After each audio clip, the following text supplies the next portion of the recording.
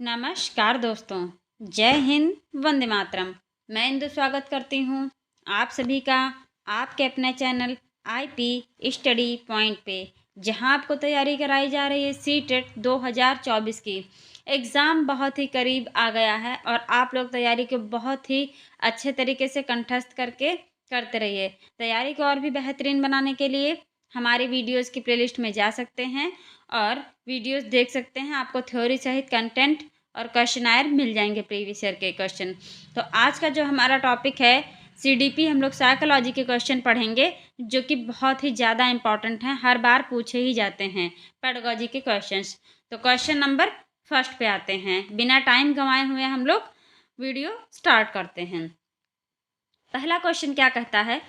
अधिगम की संरचनात्मक विचार अधिगम के संरचनात्मक विचार यह सुझाव देते हैं कि ज्ञान की संरचना में अधिगम के जो संरचनात्मक विचार होते हैं क्या सुझाव देते हैं। पूछा गया है कि बच्चे सक्रिय भूमिका निभाते हैं, बच्चे पूर्ण रूप से पाठ्य पुस्तकों पर निर्भर रहते हैं, बच्चों की कोई भूमिका नहीं होती है, या फिर बच्चे पूर्ण रूप से वयस्कों पर निर्भर होते हैं। तो देखिए सी और डी तो बिल्कुल नेगेटिव पॉइंट पे जा रहे हैं। हमें सीटेट में हमेशा पॉजिटिव की तरफ ही चीज़ें देखनी चाहिए क्वेश्चन के अकॉर्डिंग, ठीक है। तो सी में कह रहा बच्चों की कोई भूमिका नहीं होती, ये तो रॉन्ग हो गया। डी कह रहा बच्चे पूर्ण रूप से वयस्कों पर निर्भर होते हैं, ये भी रॉन्ग हो गया। और बी कह रहा है कि बच्चे पूर्ण रूप से पाठ्य पुस्तक पर निर्भर रहते हैं, ये भी रॉन्ग है। और इसमें ऑप्शन कौन सा सही कि बच्चे सक्रिय भूमिका निभाते हैं। तो A option question number first का बिल्कुल सही आंसर है। आते हैं नेक्स्ट क्वेश्चन पे, क्वेश्चन नंबर 2। अधिगम के लिए निम्न में से कौन सी धारणा उपयुक्त है? अधिगम यानी सीखने के लिए क्या उपयुक्त है कि योग्यता सुधार्य होनी चाहिए। कैसी होनी चाहिए योग्यता? सुधार्य। तो क्वेश्चन नंबर 2 का सी ऑप्शन बिल्कुल सही आंसर है। Next question, question number 3।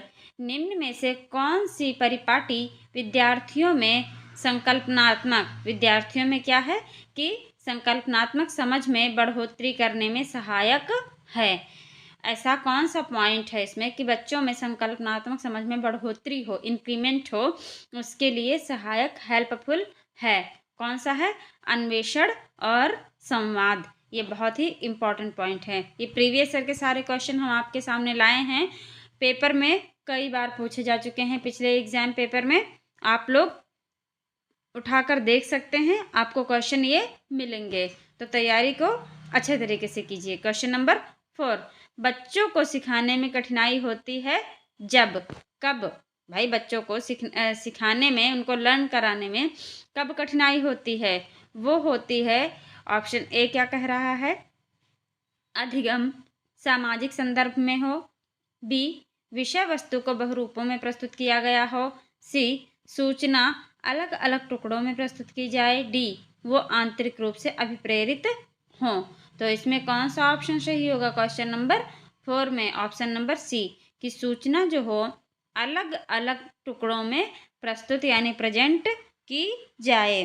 तो ये जो है बच्चों को सिखाने में कठिनाई कहा गया है तब होती है जब इन्फॉर्मेशन है अलग अलग टुकड़ों में उनको, अगर मान लीजिए कोई एक टॉपिक पढ़ा रहे हैं आप, तो उस टॉपिक में क्या होता है कि थोड़ी सी इन्फॉर्मेशन आज ही इस टॉपिक की दी और थोड़ी 8 दिन बाद, फिर 8 दिन बाद, तो बच्चों में क्या हो जाता है, वो पूरा एक टॉपिक अच्छे से समझ नहीं पाएंगे। ठीक है, तो क्वेश्चन नंबर 4 का सी एकदम सही आंसर है। आगे बढ़ते हैं, क्वेश्चन नंबर 5। अधिगम की सर्वोत्तम अवस्था कौन सी है? अधिगम की सर्वोत्तम अवस्था होती है संतुलित उत्तेजना और कोई भय नहीं। ये अधिगम की सर्वोत्तम सबसे अच्छी अवस्था होती है। क्वेश्चन नंबर 5 का ये सही है। 6 पे आते हैं। विविध पृष्ठभूमियों के अधिगमकर्ताओं को संबोधित करने हेतु एक अध्यापक को क्या करना चाहिए? अगर विविध पृष्ठभूमियों के बच्चे हों तो क्या करना चाहिए? विविध विन्यासों से उदाहरण लेने चाहिए। ऑप्शन नंबर डी बिल्कुल सही आंसर है।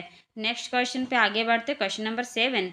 समस्या समाधान क्षमताओं को किस प्रकार सुसाध्य किया जा सकता है? समस्या समाधान क्षमताओं को किस प्रकार सुसाध्य किया जा सकता है? क्वेश्चन नंबर 7 का ऑप्शन नंबर ए समरूपों के इस्तेमाल को बढ़ावा देकर क्षमताओं को सुसाध्य किया जा सकता है। 7वें का ए सही है। आगे बढ़ते हैं क्वेश्चन नंबर 8।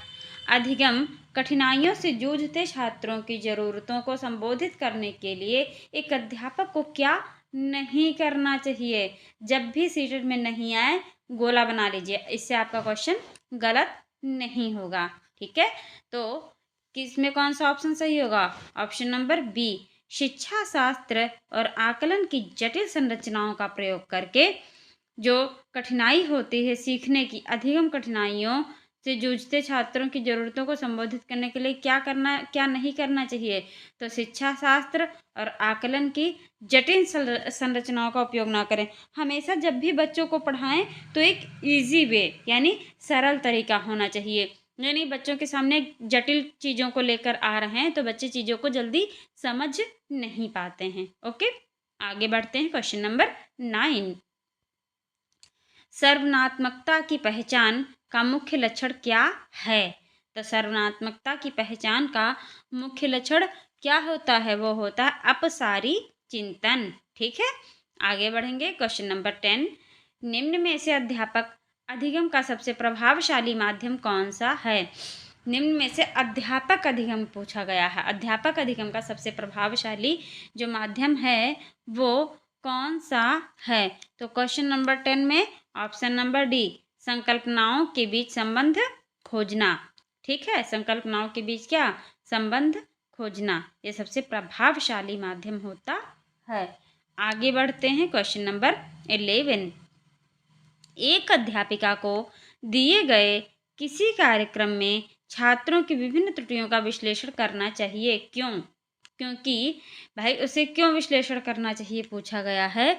क्योंकि त्रुटियों की समझ अध्यापन अधिगम प्रक्रिया के लिए अर्थपूर्ण है। ऑप्शन डी बिल्कुल सही आंसर है। नेक्स्ट क्वेश्चन पे आगे बढ़ते हैं। अधिगम की अभिप्रेरणा को किस प्रकार कायम रखा जा सकता है? तो किस प्रकार कायम रखा जा सकता है अधिगम की अभिप्रेरणा को? वो रखा जाता है प्रवीणता अभिमुखी लक्ष्यों पर जोर दे करके। जो एम होता है, गोल होता है कि तो उस पर जोर दे करके बच्चों पे मतलब जो है अधिगम की अभिप्रेरणा को कायम रखा जा सकता है। ऑप्शन नंबर डी सही है। क्वेश्चन नंबर 12 में आगे बढ़ेंगे। शर्मिंदगी कहा गया है। क्वेश्चन क्या कह रहा है? शर्मिंदगी क्या है, किससे रिलेटेड है शर्मिंदगी? तो शर्मिंदगी का संज्ञान पर नकारात्मक प्रभाव पड़ सकता है। ठीक है, ऑप्शन डी सही है। Question number 14। बच्चों के विकास की व्यक्तिगत विभिन्नताओं को किस पर प्रतिरोपित किया जा सकता है? तो बताइए किस पर प्रतिरोपित किया जा सकता है? आनुवांशिकता एवं पर्यावरण की पारंपरिकता पर। ठीक है, आनुवांशिकता एवं पर्यावरण की पारंपरिकता पर प्रतिरोपित किया जा सकता है। क्वेश्चन नंबर 14 का भी सही था। आते हैं 15 पे। एक कार्य के दौरान साइना क्या कर रही है? कार्य के दौरान साइना स्वयं से बात कर रही है कि वह कार्य पर किस प्रकार प्रगति कर सकती है। लेव वाइगोत्स्की के भाषा और चिंतन सोच के बारे में दिए गए विचारों के अनुसार इस तरह का व्यक्तिगत वाक्य क्या दर्शाता है? तो क्या दर्शाता है? वह दर्शाता है मनोवैज्ञानिक विकार। ठीक है, मनोवैज्ञानिक विकार की वह जो साइना है वो स्वयं से बात कर रही है, किसी भी चीज़ के बारे में सोच रही है, खुद ही से वो बात कर रही है। तो ये जो कार्य है ये किस प्रकार प्रगति कर सकता है? लेव वाइगोत्स्की के भाषा और जो चिंतन का इन्होंने प्रिंसिपल दिया है उसके अकॉर्डिंग, तो ये मनोवैज्ञानिक विकार कहलाएगा। आगे बढ़ते हैं क्वेश्चन नंबर 16 पे। मूल्यांकन पद्धतियों का लक्ष्य होना चाहिए। मूल्यांकन पद्धतियों का लक्ष्य क्या होना चाहिए कहा गया है? ऑप्शन ए, विद्यार्थियों की ज़रूरतों एवं आवश्यकताओं की पहचान करना। विद्यार्थियों की किस चीज़ की ज़रूरत है? मतलब टॉपिक में वो क्या पढ़ें जिससे उनका और भी ज़्यादा कहा गया है सिलेबस टॉपिक वगैरह स्ट्रांग हो। तो विद्यार्थियों की ज़रूरतों और आवश्यकताओं की पहचान होनी चाहिए, मूल्यांकन पद्धतियों का लक्ष्य होता है। 16 का ए सही है। Question number 17। एक गतिविधि के दौरान छात्रों को संघर्ष करते देख एक अध्यापिका बच्चों को संकेत और इशारे जैसे क्या, क्यों, कैसे प्रदान करने का फैसला लेती है। लेवी-वाइगोत्स्की के सिद्धांत के अनुसार अध्यापिका की यह योजना कैसी है? अध्यापिका की यह योजना अधिगम के लिए यानी सिखाने के लिए पाड़, स्कैफोल्डिंग या आधारभूत संरचना का काम करेगी। हमने आप लोग को पढ़ा था स्कैफोल्डिंग मतलब सहारा देना। आगे बढ़ते हैं, क्वेश्चन नंबर 18 पे आते हैं। एक खेल प्रक्रिया के दौरान चोट लगने पर रोहन रोने लगा। यह देखकर उसके पिता ने कहा, लड़कियों की तरह व्यवहार ना करो, लड़के रोते नहीं हैं। पिता का यह कथन है, बताइए पिता का यह कथन क्या है जो पिता अपने बेटे के रोने पे उससे कह रहे हैं कि लड़के नहीं रोते हैं, लड़कियां रोती हैं, लड़के नहीं रोते। तो ये क्या है? यह है लैंगिक रूढ़िवादिता। यहाँ लहंगे नहीं, लैंगिक रूढ़िवादिता होगी। ये जो ऑप्शन ये लिखा हुआ है लैंगिक रूढ़िवादिता को दर्शाता है। ठीक है, क्वेश्चन 18 का सी सही है। आगे बढ़ेंगे, क्वेश्चन 19। एक प्रगतिशील कक्षा में, ठीक है, एक प्रगतिशील कक्षा में क्या चीज़ें होनी चाहिए? ज्ञान की संरचना के लिए प्रचुर मौके प्रदान करने चाहिए। ऑब्वियस सी बात है, आप लोग सीटेट में हमेशा ध्यान दीजिए, जब भी बच्चे को अवसर प्रदान करने की बात कही गई हो, जब भी बच्चे को पॉजिटिव वे में ले जाने की बात कही गई हो, तो अक्सर क्वेश्चन में अगर नहीं दिया हुआ हो, नहीं दिया है, तब तो क्वेश्चन का मतलब ही अलग हो जाएगा। अदरवाइज जो पॉजिटिव चीज़ होगी, सकारात्मक जो शब्द होगा और बच्चे के फ्यूचर से रिलेटेड वो आगे उसमें सकारात्मकता दिखा रहा, तो ऑप्शन वही सही होगा कि बच्चों को अवसर उपलब्ध कराने चाहिए, बच्चों को ग्रुप डिस्कशन में ज़्यादा बच्चे सीखते हैं, विचारों का जब आदान प्रदान होता है। तो 19 का ए सही है। आगे बढ़ते हैं, 20।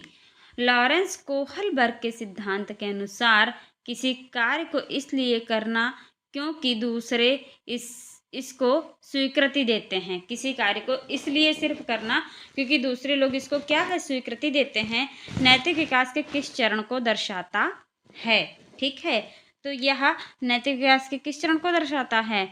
प्रथागत को दर्शाता है। आगे बढ़ते हैं, क्वेश्चन नंबर 21।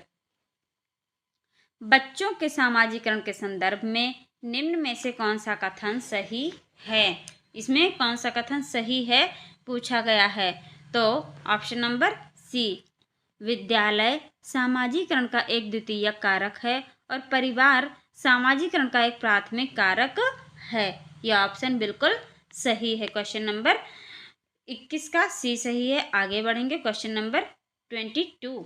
बहुबुद्धि सिद्धांत जोर देता है, बहुबुद्धि का सिद्धांत जोर देता है, जोर यहाँ पे होगा, ठीक है, क्या होगा कि बहुबुद्धि का सिद्धांत जोर देता है। किसके ऊपर जोर देता है बहुबुद्धि का सिद्धांत? बुद्धिमत्ता की विभिन्न दशाएं होती हैं, बुद्धिमत्ता की कई सारी जो होती हैं वो दशाएं होती हैं। आगे बढ़ते हैं, क्वेश्चन नंबर 23 पे। जीन पियाजे के संज्ञानात्मक विकास के सिद्धांत में पूर्व संक्रियात्मक अवस्था में विकास का मुख्य गुण क्या होता है? तो क्या होता है संक्रियात्मक, पूर्व संक्रियात्मक अवस्था में विकास का, डेवलपमेंट का जो मुख्य क्वालिटी पूछी गई है, गुण पूछा गया है, क्या होता है? वो होता है विचार सोच में केंद्रीकरण। ठीक है, क्वेश्चन नंबर 23 का डी सही है। आगे बढ़ते हैं हम लोग, क्वेश्चन नंबर 24।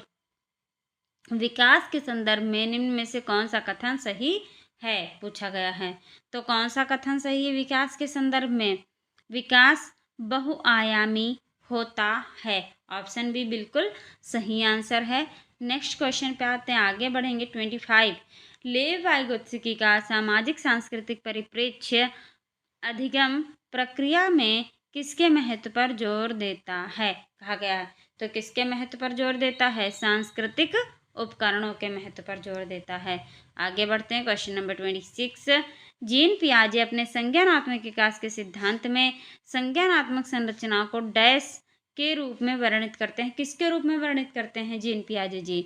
तो वो करते हैं स्कीमा, मनोबंध। स्कीमा यानी कि जो है अभी हमने बताया था आपको, स्कीमा या मनोबंध के रूप में। आगे बढ़ते हैं, क्वेश्चन नंबर 27 एक समावेशी कक्षा में डैश पर जोर होना चाहिए। किसके ऊपर जोर होना चाहिए? समावेशी कक्षा में होना चाहिए हर बच्चे के सामर्थ्य को। क्या कहा गया है कि समावेशी कक्षा में किस पर जोर देना चाहिए? हर बच्चे के सामर्थ्य को अधिकतम करने के लिए अवसर प्रदान करने चाहिए। अभी हमने आपको बताया था कि जितनी पॉजिटिविटी वाली बातें हों बच्चों के फ्यूचर से रिलेटेड या बच्चों से रिलेटेड सीटेट में समझिए वही ऑप्शन ज़्यादातर सही होगा। और अगर क्वेश्चन में नहीं लगा है तो आप ध्यान से क्वेश्चन पढ़ के और आंसर को पढ़कर फिर आप टिक करेंगे। ठीक है, 27 का बी सही है। आगे बढ़ते हैं, क्वेश्चन नंबर 28 की बात करेंगे। दिव्यांगजन अधिकार अधिनियम 2016 के अनुसार निम्न में से किस शब्दावली का प्रयोग उपयुक्त है? कहा गया है। तो किस शब्दावली का प्रयोग उपयुक्त है? छात्र जिसे शारीरिक दिव्यांगता है, ऐसे छात्र जिन्हें शारीरिक दिव्यांगता है। आगे बढ़ते हैं, क्वेश्चन नंबर 29 की बात करेंगे कि जन्म से किशोरावस्था तक बच्चों में विकास किस क्रम में होता है? तो किस क्रम में विकास होता है? सांवेदिक, मूर्त, अमूर्त। ऑप्शन नंबर सी सही आंसर है 29 का।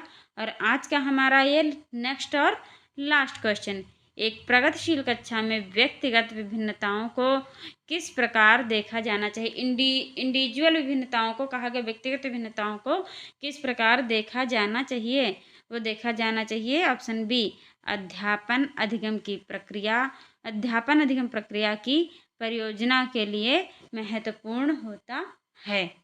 अध्यापन जो है वो अधिगम प्रक्रिया के लिए यानी सिखाने के लिए बच्चों को, ठीक है, अधिगम प्रक्रिया की परियोजना के लिए महत्वपूर्ण होता है। तो आज का जो हमारा टॉपिक था हम यहीं पे समाप्त करते हैं। मिलेंगे हमको आप नेक्स्ट वीडियो में, हम आपको मिलेंगे नेक्स्ट वीडियो में। तब तक के लिए सभी लोग चैनल को सब्सक्राइब कीजिए, वीडियो को लाइक और शेयर कीजिए। कमेंट में ज़रूर बताइए कि वीडियो आप लोगों को कैसी लगी। Thanks for watching this video.